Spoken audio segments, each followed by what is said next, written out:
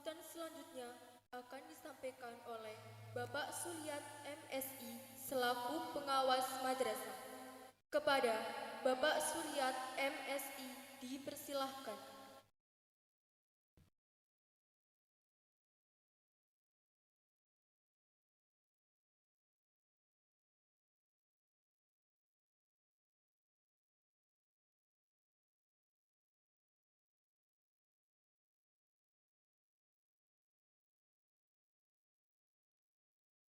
Assalamualaikum warahmatullahi wabarakatuh.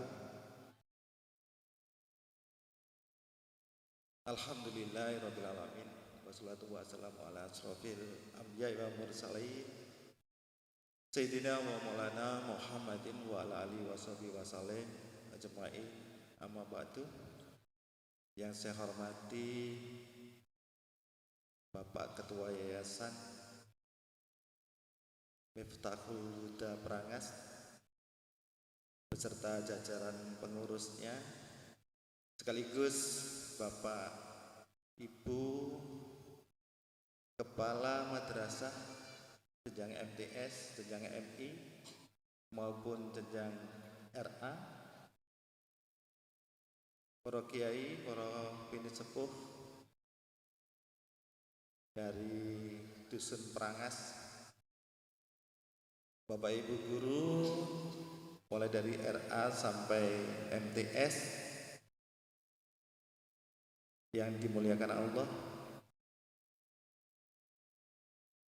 wali murid dari RA sampai dengan MTS yang berbahagia, dan sekaligus anak-anak yang dari jenjang RA sampai MTS yang diwisuda pada pagi hari ini.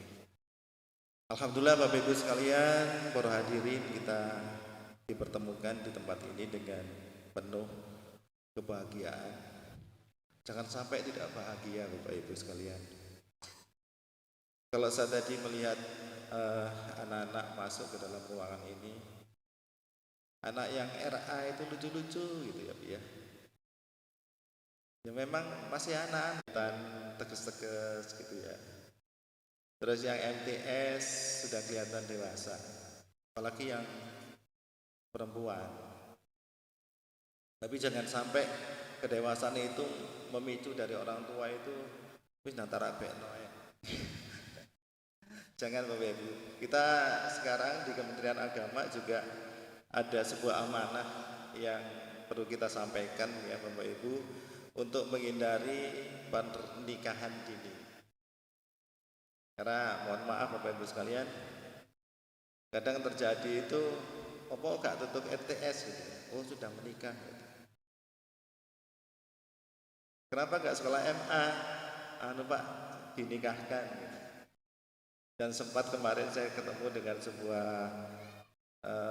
kejadian ya, peristiwa anak dari MI lulus terus dinikahkan. Dapat 3 bulan menikah sudah cerai. Sehingga nggak sekolah lagi. Bapak Ibu yang saya hormati, alhamdulillah Bapak Ibu sekalian, momen akhir sana atau momen wisuda ini adalah momen yang sangat membahagiakan untuk kita semua. Jangan sampai kebahagiaan itu menjadi sesuatu hal yang tidak membawa keberkahan. Oleh karena itu kita senantiasa berdoa kepada Allah Subhanahu wa taala bahwa sebuah prosesi wisuda ini akan menjadi keberkahan untuk kita semua. Amin ya rabbal alamin. Bapak Ibu, ada satu hal yang perlu saya sampaikan Bapak Ibu. Yang pertama, anak-anak kita itu sebetulnya kewajiban mendidik itu kewajiban orang tua atau orang lain? Orang tua atau orang lain? Orang tua. Jadi kita harus berterima kasih Bapak Ibu sekalian kepada Yayasan Miftahul Huda yang telah mendidik putra-putri kita dari jenjang RA sampai MTS, menjadikan anak-anak kita yang soleh-solihah, yang nantinya bermanfaat untuk kita semua. Amin. Coba Bapak Ibu, misalnya ngajari anaknya yang RA,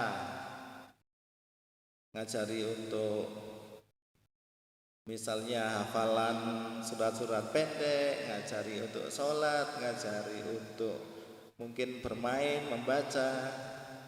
Mungkin selama 1 minggu saja sudah akeh tukarannya timbangannya ngulangi kan gitu Pak ya. Apalagi kemarin kalau pada masa pandemi ya 2 tahun yang lalu kita merasakan kalau dari sekolah dapat PR wis anak sing dijiwiti ya, diuring-uring, dilono dan macam-macam. Karena apa? Ketidakmampuan orang tua untuk mendidik anaknya, mengajarkan materi-materi pelajaran yang ada.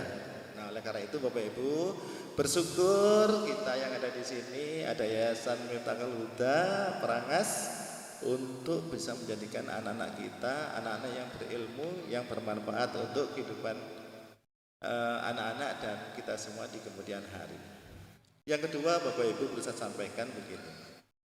Usia anak RA, usia anak MI, usia anak MTS secara psikologi Bapak Ibu, hati-hati ini ya, kalau kita belajar tentang psikologi, itu adalah usia-usia yang harus dekat dengan orang tuanya.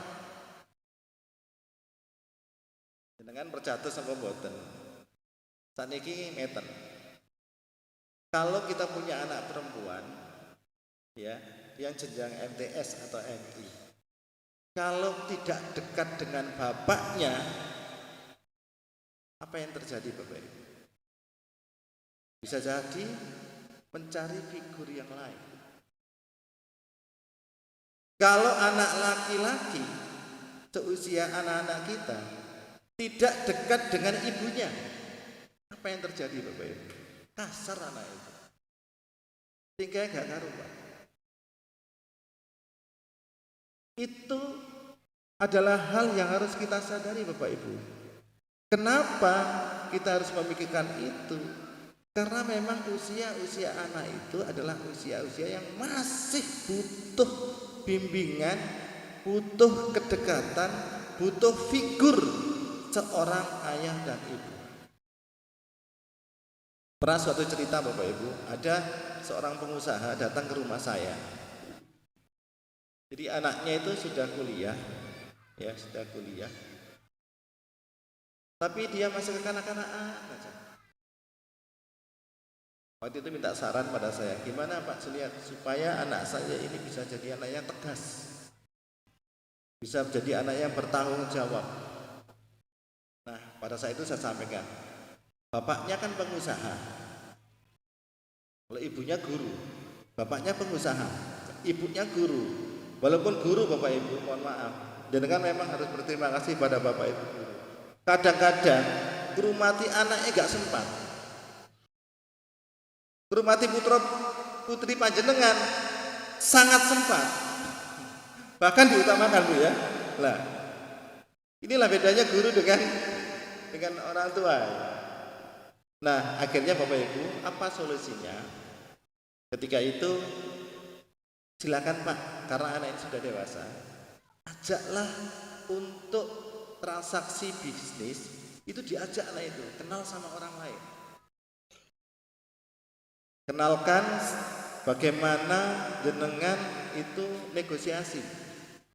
Kenalkan bagaimana jenengan susah payah nang tegalan, ngurmati sayur-sayur dan lain sebagainya. Alhasil apa Bapak Ibu? Anak itu berubah total dan punya perusahaan sendiri. Yang kedua, pernah terjadi juga ke rumah saya Bapak Ibu, seorang anak yang maunya sekolah di lingkungan ya perguruan tinggi yang namanya Macung, itu semuanya atau rata-rata adalah orang Cina. Maju tempatnya di Tidar. Apa ketakutan orang tua itu pada saat itu? Pak Suliat, saya itu nanti takut anak saya itu nanti ketularan orang-orang itu. Jadi nanti Islamnya itu akan terpengaruh dengan teman-temannya, dia akan berubah karakternya, dia akan lupa dengan saya dan lain sebagainya. Dan akhirnya Bapak Ibu, saya sampaikan tidak akan. Kenapa kok tidak akan? Bu, Pak, figur yang tidak bisa digantikan oleh orang lain adalah orang tua. Ketika memang orang tua itu menanamkan dirinya sebagai contoh, sebagai figur untuk anak-anaknya. Oleh karena itu, ketika itu sekarang ini kita janjian sama anaknya. Duk, kamu sanggup gak kalau selama kamu kuliah di situ tidak meninggalkan akidahmu dan tidak pernah melupakan orang tua? Sanggup? Dan orang tuanya saya katakan begini, orang tua itu loh kalau menghubungi anak itu gampang. Loh, gampang gimana? Bendino sampan sopo, Duk, wis sholat subuh, wis sarapan, Duk, ya apa kabare dan sebagainya. Ketika kedekatan itu selalu ada, maka anak itu tidak akan berpaling pada figur yang lain. Oleh karena itu Bapak Ibu, kesempatan emas. Kalau di sini ada Yayasan Miftahul Huda yang memang anak-anak kita adalah anak-anak pada usia perkembangan, kita harus dekatkan mereka pada kita. Artinya apa? Wis gak usah sekolah tuh. RA-nya di sini, MI-nya di sini, MTS-nya di sini. Tiap hari kita bisa ngawasi anak kita. Tiap hari kita mendekatkan anak kita dengan kita. Nah terus kita jauhkan dari kita lah, besok itu loh kita dengan siapa? Karena kita butuh anak-anak itu dekat dengan kita. Saya tanya Bapak Ibu, pilih seneng di dua anak pinter matematika, ya, pinter bahasa Inggris, tapi dibandingkan dengan punya anak yang sayang sama orang tuanya. Lek ibu repot kora-kora, moro-moro ngewangi. Lek ditakoni sopan santun. Pilih yang mana Bapak Ibu? Yang pinter matematika atau anak yang akhlaknya bagus dengan dekat dengan kita? Pilih yang mana? Akhlaknya dekat dengan kita. Itu anak. Saya pernah Bu ketemu dengan seorang yang masih muda, ya, pasangan muda-mudi, punya anak di MTS, waktu di MTS Duren, ketemu saya Pak. Dia cerita, saya tanya, kenapa kok menyekolahkan di sini? Saya itu Pak ya, terus terang aja, saya itu gak butuh anak saya usia-usia begini itu pinter matematika, pinter bahasa Inggris, pinter macam-macam, juara ABCD, saya gak perlu Pak. Terus maunya apa? Saya ingin akhlak anak saya bagus. Saya ingin anak saya berbakti pada saya. Saya ingin anak itu menyenangkan saya. Cuma itu saja. Iya Pak. Artinya Bapak Ibu, ketika kita punya anak-anak emas, generasi emas atau aset yang sekarang akan diwisuda ini, monggo kita sama-sama untuk menjaga aset itu, menjaga kebanggaan kita, menjaga amanah yang diberikan, menjadi anak-anak yang soleh-solehah, yang dekat dengan kita, yang paham dengan kita, dan kedepannya akan menjadi anak-anak yang bermanfaat untuk dirinya, untuk masyarakatnya, agama, bangsa, orang tua, dan agama Islam sepenuhnya. Amin. Kemudian khususnya kepada anak-anak sekalian yang diwisuda, ada cerita begini anak-anaknya. Saya itu mungkin Bapak Ibu guru atau Bapak Ibu yang lain mungkin pernah mengalami juga. Ternyata anak-anak yang sukses atau murid-murid yang sukses itu selalu mengingat jasa atau mengingat Bapak Ibu gurunya. Saya ulangi ya, anak-anak yang sukses, murid-murid yang sukses itu selalu mengenang bapak ibu gurunya. Saya punya, ini bukan cerita saya guys. Ada seorang asesor yang dulu pernah datang ke MTS saya, cerita Pak. Jadi ketika ke Jakarta, itu selalu kalau nyampe di Jakarta, itu menghubungi muridnya. Enggak, nak saya di Jakarta, di hotel ini. Itu Pak, murid-muridnya, itu rundingan dan rebutan. Pak, Pak, mampir ke rumah saya, Pak, mampir ke rumah saya, dan sebagainya. Jadi murid-murid yang sukses itu memang adalah orang-orang yang memang betul-betul menghargai bapak ibu guru. Sama lah kalau santri itu pasti selalu mengingat dengan kuat para kiai, para ustadznya, dan rata-rata kehidupan mereka adalah kehidupan orang-orang yang sukses. Saya saja kalau ke Bandung Pak ya, itu murid saya itu mesti begini, Pak Suliat di mana posisinya? Oh di sini Pak. Oh di sini saya. Oh ya Pak, saya ke sana gini-gini. Itu murid-murid yang sukses begitu Bapak. Jadi anak-anak sekalian, Bapak Ibu sekalian, juga silahkan anak-anak itu dikenalkan dengan sebuah adab atau akhlak selalu memuliakan bapak ibu gurunya. Itu supaya kehidupan mereka menjadi kehidupan yang sukses. Ya.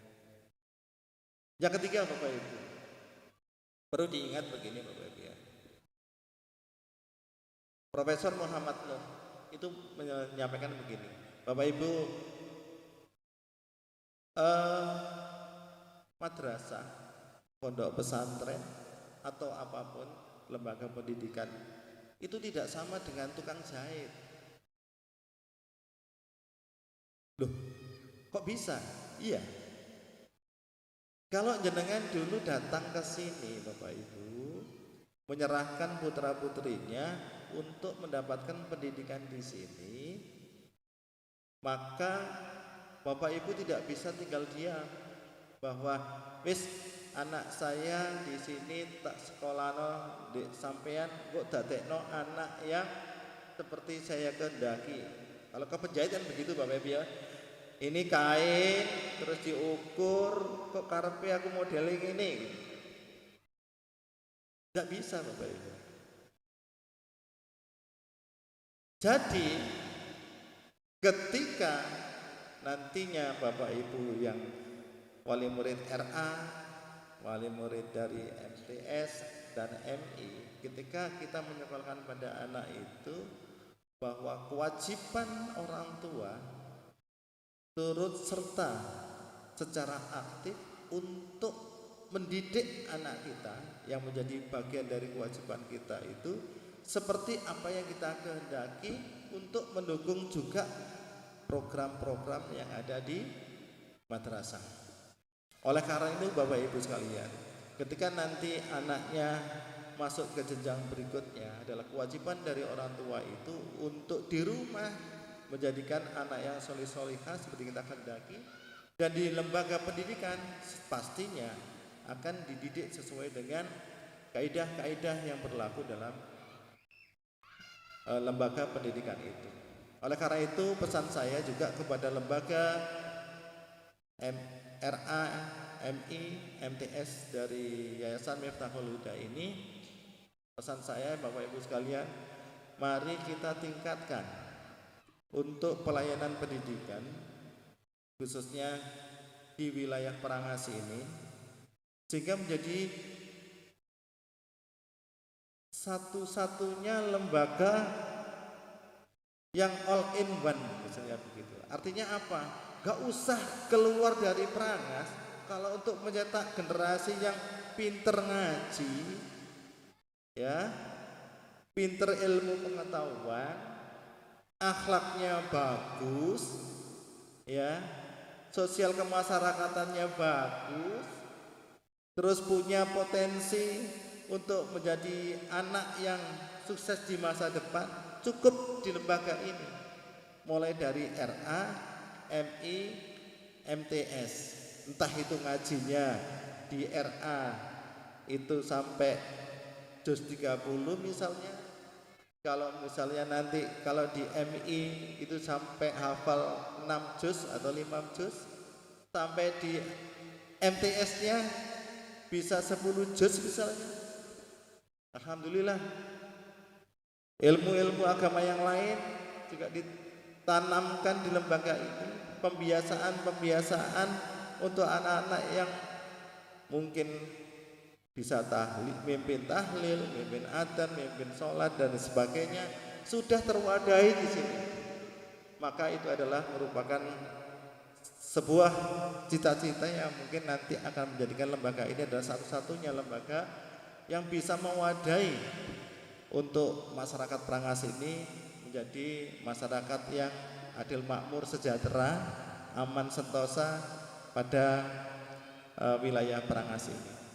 Bapak Ibu selaku wali murid, jangan khawatir Bapak Ibu.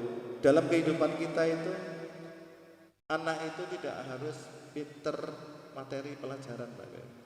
Tadi saya melihat ada pencak silat tadi. Saya suka dengan bela diri Pak. Karena bela diri itu menuntut seseorang menjadi percaya diri. Sudah percaya diri, perhitungan.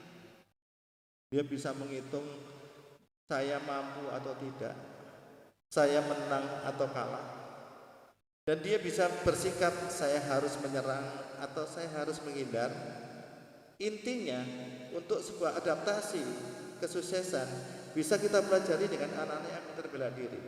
Makanya saya lebih suka dengan anak perempuan atau anak laki yang memang punya kemampuan bela diri. Dalam hal ini untuk menjadikan mereka siap menghadapi tantangan apapun ke depannya. Jangan dibayangkan Bapak Ibu ya, anak yang pintar bela diri itu apakah nanti anaknya nggak jadi pintar, justru jadi luar biasa Bapak Ibu. Kadang-kadang kita nggak ngerti apa sih olahraga itu kok dipertahankan ya dalam kurikulum. Padahal ya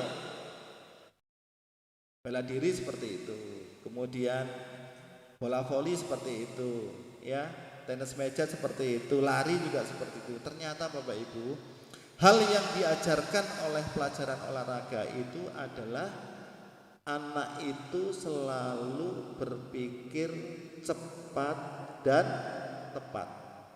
Makanya jenengan kalau punya anak laki-laki perempuan, olahraga itu penting Bapak Ibu. Karena apa? Mendidik anak untuk berpikir cepat dan tepat sehingga karakter anak itu bisa kita siapkan menjadi karakter anak yang sukses. Semoga para wisudawan RA, MI, MTS besok ada yang menjadi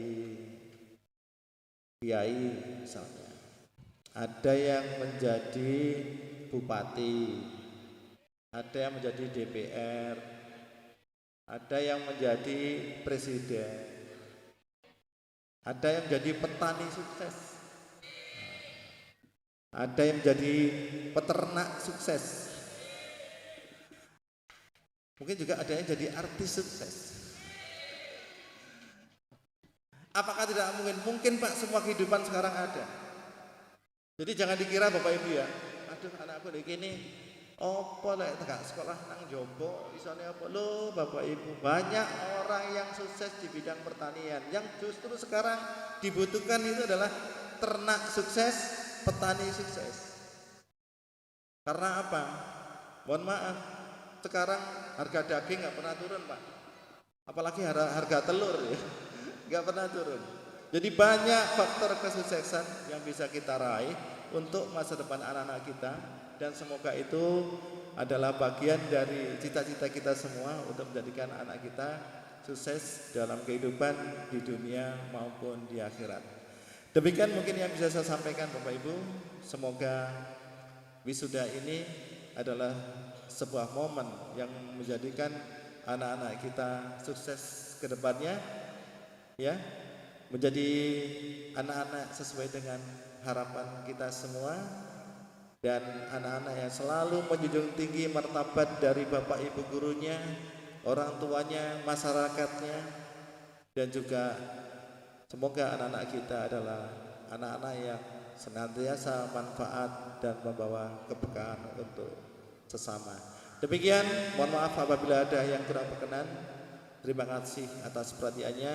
Saya kirim assalamualaikum warahmatullahi wabarakatuh.